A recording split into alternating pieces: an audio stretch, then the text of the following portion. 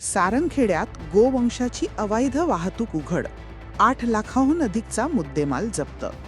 Sarangkheda police ठाण्याच्या हद्दीत गोवंशाची बेकायदेशीर कत्तल आणि अमानुष वाहतुकीचा धक्कादायक प्रकार उघडकीस आला आहे. पोलिसांनी केलेल्या कारवाईत तब्बल 8,47,000 रुपयांचा मुद्देमाल जप्त करण्यात आला असून मोठ्या संख्येने गोवंश जनावरे तसेच एक अशोक लेलँड वाहन ताब्यात घेण्यात आले आहे. या प्रकरणी संबंधितांविरोधात गुन्हा दाखल करण्यात आला आहे.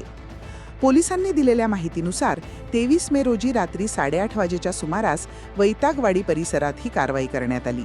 संशयित आरोपी सुलतान युनुस कुरेशी याच्या घरामागील पत्र्याच्या शेडमध्ये जनावरांना अत्यंत क्रूरपणे डांबून ठेवण्यात आल्याचे आढळून आले.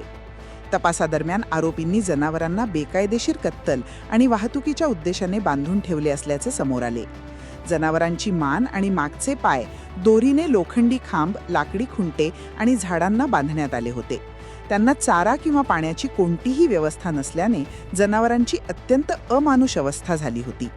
यामध्ये जप्त मुद्देमाल 50हून अधिक गोवंश जनावरे, एक म्हैस आणि एक रेडा, अशोक लेलँड गाडी MH19 CX0066, एकूण किंमत 8,47,000 रुपये. या प्रकरणी महाराष्ट्र प्राणी संरक्षण अधिनियम अंतर्गत कलम 5, 5A, 5B, 9 तसेच प्राण्यांना क्रूरतेने वागवण्यास प्रतिबंध अधिनियमच्या कलम 11 नुसार गुन्हा दाखल करण्यात आला आहे. या गुन्ह्यात सुलतान युनुस कुरेशी, भिकारी कुरेशी यांच्यासह वाहनाचा अज्ञात मालक आणि इतर अज्ञात इस्मांचा समावेश असून पुढील तपास सुरू आहे. या प्रकरणाची फिर्याद पोलीस कॉन्स्टेबल राजू खोल्या वळवी यांनी दिली आहे.